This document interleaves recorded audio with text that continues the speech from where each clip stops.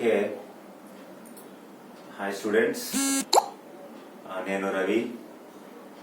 I have 11 years experience in teaching current affairs. Now we discuss about PM CARES Fund. Very important for the different competitive exams in the latest current affairs. PM CARES Fund. What is this fund? What are the uses or objectives of this fund? And remaining information now we discuss. ఇప్పుడు మనం తెలుసుకుందాం. First one, you should know about the PM CARES Fund abbreviation. Abbreviation తెలుసుకోండి, దాన్ని విడదీయడం తెలుసుకోవాలి. PM means the Prime Minister's citizens. C means citizen, A means assistance, and R means relief, in E means emergency situations fund. PM CARES Fund. Prime Minister citizens citizen assistance and relief in emergency situations fund. అంటే on March 28, 2020 మార్చి 28, 2020లో నరేంద్ర మోడీ ఈ fund ని ప్రారంభించినట్లుగా ప్రకటించారు.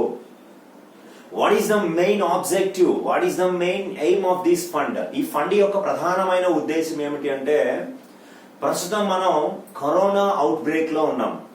ఈ corona out break కారణంగా అత్యధికంగా నిధులు ఖర్చు చేయాల్సి వస్తుంది.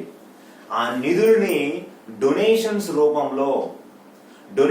రూపంలో దాతల నుంచి స్వీకరించాలని ఈ ఫండ్ ని ఎస్టాబ్లిష్ చేసి, ఈ ఫండ్ ద్వారా వచ్చినటువంటి నిధులన్నింటినీ కూడా ఆ మొత్తాన్ని కరోనాకి ఖర్చు పెట్టాలని నిర్ణయించారు. అంతేకాకుండా in future public emergencies, health emergencies ఏమైనా వస్తే, భవిష్యత్తులో ఏదైనా ఇలాంటి ఆరోగ్య కార్యక్రమాలు, ఇలాంటి మహమ్మారులు, వ్యాధులు ఏమైనా ప్రబలితే ఆ వాటికి కూడా ఖర్చు పెట్టడం కోసం ఈ ఫండ్ ని ఎస్టాబ్లిష్ చేశారు. ఇది చాలా important. The fund main aim is to expenditure from this fund in the public health emergencies now for the corona outbreak and the future pandemics. భవిష్యత్తులో వచ్చేటువంటి దాంట్లో కూడా ఈ నిధులని ఖర్చు పెట్టడం కోసము ఈ ఫండ్ ని ఏర్పాటు చేస్తున్నట్టుగా ప్రకటించారు. అయితే ఈ ఫండ్ సాధారణంగా ఎవరి చేత దానాల్ని స్వీకరిస్తుంది అంటే, ఇండివిజువల్స్ అండ్ ఆర్గనైజేషన్స్, సాధారణంగా వ్యక్తులు, సంస్థలు ఎవరైనా సరే ఈ పిఎం కేర్స్ ఫండ్ కి దానం చేయవచ్చు, డొనేట్ చేయవచ్చు. ఆ ఫండ్ ని మార్చి 28వ తేదీన ప్రారంభించిన రోజునే నరేంద్ర మోడీ తన సోషల్ మీడియా ప్లాట్ఫామ్ ద్వారా అందరినీ కోరడం జరిగింది. డొనేట్ చేయండి, మీకున్నటువంటి డబ్బుల్లో ఎంతో కొంత దాన్ని మినిమం అట్ 10 రూపీస్, 10 రూపాయల నుంచి ఎంతవరకైనా సరే మీరు దానం చేయండి. దీన్ని మేము కరోనాకి ఉపయోగిస్తాం, భవిష్యత్తులో పబ్లిక్ హెల్త్ ఎమర్జెన్సీ చూస్తే దాన్ని ఉపయోగిస్తామని తన సోషల్ మీడియా ద్వారా ప్రకటించడం కూడా జరిగింది. అందుకోసమనే ఇది ఒక emergency fund, health emergency fund గా తెలుసుకోవాలి. అయితే ఇక్కడ మనకి కన్ఫ్యూజ్ రావచ్చు. ఇప్పటికే మన దేశంలో పిఎంఎన్ఆర్ఎఫ్ ఉంది, దానికి దీనికి డిఫరెన్స్ ఏమిటి అంటే, అది ఉంటూనే ఇది కూడా ఒక స్థిరమైన, it will be also a consistent fund గా ఇది కూడా ఉంటుంది. స్థిరమైనటువంటి నిధిగా ఇది ఉంటుంది, అది ఉంటుంది. మరి దానికి దీనికి డిఫరెన్స్ ఏమిటంటే, ఇది ఓన్లీ హెల్త్ ఎమర్జెన్సీస్ కి మాత్రమే ఉపయోగపడితే, ఇది అన్ని రకాల ఎమర్జెన్సీస్, సునామీలు గాని, తుఫాన్లు గాని, భూకంపాలు గాని, లేకపోతే వరదలు గాని, అలాగే అత్యవసర పరిస్థితుల్లో వస్తే వ్యక్తులకి కిడ్నీ ట్రాన్స్ప్లాంటేషన్ కోసం, క్యాన్సర్ ట్రీట్మెంట్ కోసం, హార్ట్ సర్జరీ కోసం లాంటి వాటికి కూడా ఇందులోంచి నిధులు ఇవ్వచ్చు, పిఎంఎన్ఆర్ఎఫ్. అలాగే దాని గురించి చెప్పే ముందు దీని గురించి పూర్తిగా తెలుసుకుంటే, అయితే ఇందులో పిఎం కేర్స్ ఫండ్ లో ఎక్స్ అఫీషియో చైర్మన్ గా ఎవరు ఉంటారు అంటే prime minister. PM cares fund కి ex officio chairman is prime minister. అలాగే ఇందులో మెంబర్స్ ఎవరు, సభ్యులుగా ఎవరు ఉంటారంటే, ఫైనాన్స్ మినిస్టర్, ఆర్థిక శాఖ మంత్రి, అండ్ మినిస్టర్ ఆఫ్ డిఫెన్స్, రక్షణ శాఖ మంత్రి, and minister of home affairs, home శాఖ మంత్రి. ఆరోగ్య శాఖ మంత్రి ఉండరు, అది బాగా గుర్తుపెట్టుకుంటారు, రేపు క్వశ్చన్ అదే రావచ్చు. ఇది హెల్త్ ఎమర్జెన్సీ ఫండ్ కదా అని చెప్పి హెల్త్ మినిస్టర్ ఉంటారని కూడా అనుకుంటారు, కానీ కాదు. There is no health minister as a member in the PM cares fund. Chairman prime minister, members ఆర్థిక శాఖ మంత్రి, రక్షణ శాఖ మంత్రి, అలాగే హోం శాఖ మంత్రి సభ్యులుగా ఉంటారు. అలాగే దీనికి ట్రస్టీగా, ఎక్స్ అఫీషియో ట్రస్టీగా ఎవరు వ్యవహరిస్తారంటే గవర్నమెంట్ ఆఫ్ ఇండియా, భారత ప్రభుత్వం దీనికి ధర్మకర్తగా వ్యవహరిస్తుంది.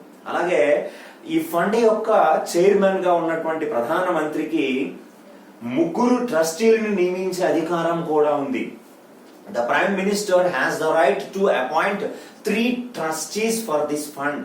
వాళ్ళు హెల్త్, సోషల్ వర్క్, అలాగే పబ్లిక్ హెల్త్ ఇట్లాంటి వారిలో ఉన్నటువంటి వారిని ఆయన నియమించుకోవచ్చు. అయితే ఎవరినైనా ఇందులో సభ్యులుగా లేదా ట్రస్టీలుగా నియమిస్తే వారు ప్రో బోనో కేటగిరీగా పనిచేయాలి, అంటే ఉచితంగా పనిచేయాలి తప్ప ఎలాంటి జీతాలు భత్యాలని ఆశించకూడదు. అయితే ఆర్గనైజేషన్స్ ఎవరైనా డొనేట్ చేసినప్పుడు లేదా వ్యక్తులు ఎవరైనా పిఎం కేర్స్ ఫండ్స్ కి డొనేషన్స్ ఇచ్చినప్పుడు వారికి లాభం ఏమిటి అంటే first useful thing for the organisations or individuals. ఒక వ్యక్తి ఎవరైనా డొనేట్ చేస్తే ఆ డొనేట్ చేసిన వ్యక్తి ఆ అమౌంట్ అంతటినీ కూడా ట్యాక్స్ ఎగ్జంప్షన్స్ ని పొందుతారు. ట్యాక్స్ ఎగ్జంప్షన్ ఎలా పొందుతారు అంటే ఇన్కమ్ ట్యాక్స్ చట్టంలోని section 80G provided the income tax exemption for the donations those who are giving to the PM Cares Fund in the Income Tax Act 1961. అంతేకాకుండా మనకి 2013లో కంపెనీల చట్టం ఒకటి వచ్చింది, కంపెనీస్ యాక్ట్ 2013. ఇందులో ఒక కొత్త ప్రతిపాదన చేశారు. దాన్ని ఏమంటారంటే CSR, corporates social responsibility. Corporate social responsibility అంటే కార్పొరేట్ల సామాజిక బాధ్యత. ఏ కంపెనీ అయితే ₹1,00,00,000 అంతకంటే ఎక్కువ లాభాన్ని ఒక సంవత్సరంలో పొందిందో, అంతకంటే ఎక్కువ, 1,00,00,000 కంటే ఎక్కువ సంపాదించిన అన్ని కంపెనీలు కూడా CSR కోసము తనకు వచ్చిన లాభాల్లో 2% ఖర్చు పెట్టాలి. 2% will be utilized in their profits to the CSR. All companies, those who are having 1 crore and more profits in the single year. అలా ఈ నిధులని CSR నిధులు అంటే ఈ డొనేషన్స్ ని CSR కి కూడా కన్వర్ట్ చేసుకునే అవకాశాన్ని కల్పించడం జరిగింది. ఇది చాలా ఇంపార్టెంట్. అయితే ఇక్కడ చాలా కీలకమైనటువంటి ఒక అంశం ఉంది. ఫారిన్ ఇండివిజువల్స్, ఫారిన్ ఆర్గనైజేషన్స్, విదేశాలకు చెందిన వ్యక్తులు, విదేశీ సంస్థలు ఏమైనా ఈ పిఎం కేర్స్ ఫండ్ కి డొనేషన్స్ ఇవ్వవచ్చా అంటే ఇవ్వవచ్చు. Narendra Modi also argued to the foreign individuals and organizations to contribute or to donate PM Cares funds to fight against the corona outbreak. విదేశీ సంస్థలు కూడా ఖచ్చితంగా, విదేశీ వ్యక్తులు కూడా దీనికి డొనేషన్స్ ఇవ్వవచ్చు అని చెప్పడం జరిగింది. కాకపోతే అది FCRA నిబంధనల్ని అనుసరించి ఉండాలి. FCRA, foreign contribution regulation act 2010. ఇది ఈ చట్టాన్ని 2010లో చేస్తే అది ఎప్పటి నుంచి అమల్లోకి వచ్చిందంటే మే 1, 2011 నుంచి ఈ చట్టం అమల్లోకి వచ్చింది. FCRA, foreign contributions regulation act 2010, officially forced on May 1, 2011. దీని ప్రకారం, ఈ రెగ్యులేషన్స్ ప్రకారము ఆ డొనేషన్స్ ఉండాలి.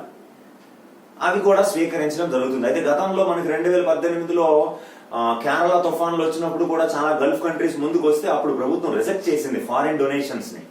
అంతకు ముందు కూడా ఇలాంటి సంఘటనలు జరిగితే మన్మోహన్ సింగ్ గారి ప్రభుత్వంలో భూకంపాలు వచ్చినప్పుడు కూడా, లేకపోతే ఇప్పుడు కూడా ఎలాంటి అసిస్టెన్స్ ని తీసుకోకుండా అత్యద్భుతంగా పనిచేసే. కానీ ఈసారి మాత్రం కరోనా అవుట్ బ్రేక్ కి విదేశీ వ్యక్తుల నుంచి, విదేశీ సంస్థల నుంచి కూడా రుణాలని, అది మీన్స్ డొనేషన్స్ ని తీసుకోవడం జరుగుతుంది. ఇది చాలా ఇంపార్టెంట్ అయినటువంటి, కీలకమైనటువంటి అంశం. అయితే ఇక్కడ మనం ఇంకా బాగా తెలుసుకోవాల్సింది ఏమిటంటే చాలా కీలకమైనటువంటి అంశం. కంపెనీల చట్టంలో CSR కోసం ఖర్చు పెట్టుకునేలా చూపించుకోవచ్చు, 80G సెక్షన్ క్రింద ఎగ్జామ్షన్ పొందవచ్చు. అలాగే చాలా కీలకమైనటువంటి అంశాన్ని తెలుసుకున్నాం. ఫారిన్ కంట్రీస్ కూడా FCRA నిబంధనలు అనుసరించి కూడా కంట్రిబ్యూట్ చేసుకోవచ్చు అని మనకి చెప్పడం జరిగింది. అలాగే చాలా సంస్థలు, ఇప్పుడు BCCI ఉంది, board of control for cricket in India, 51 కోట్లు డొనేట్ చేసింది. అలాగే రతన్ టాటా లాంటి వ్యక్తులు 1500 కోట్లు, రిలయన్స్ లాంటి వాళ్ళు, అలాగే అజిమ్ ప్రేమ్జీ, వీళ్ళందరూ కూడా, ఆదిత్య బిర్లా గ్రూప్, వీళ్ళందరూ కూడా డొనేషన్స్ రూపంలో అత్యద్భుతంగా, అంటే విత్ ఇన్ 1 వీక్ లో, ఇది ప్రారంభించిన 1 వీక్ లో 6500 కోట్ల డొనేషన్స్ దీనికి రావడం జరిగింది. అలాగే నిన్న కాక మొన్న, అంటే ఏప్రిల్ 15th రష్యాకి చెందిన అంబరెల్లా డిఫెన్స్ ఎక్స్పోర్ట్ ఆర్గనైజేషన్, రష్యాలో ఆ రక్షణ రంగ పరికరాలని ఎగుమతి చేసే ఒక సంస్థ భారతదేశానికి ఈ పిఎం కేర్స్ ఫండ్స్ కి అరౌండ్ $2 మిలియన్ ని ప్రకటించడం జరిగింది. $2 million donations to PM cares fund by the Ross Cosmo exports అంటారు దాని పేరు.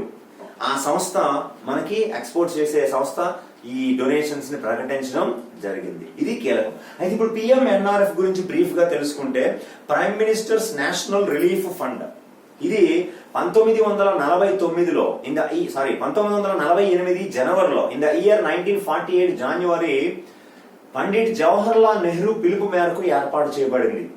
ఎందుకు ఏర్పాటు చేశారంటే, prime ministers national relief fund in January 1948 called by Pandit Jawaharlal Nehru for the giving the assistance to the migrants from the Pakistan.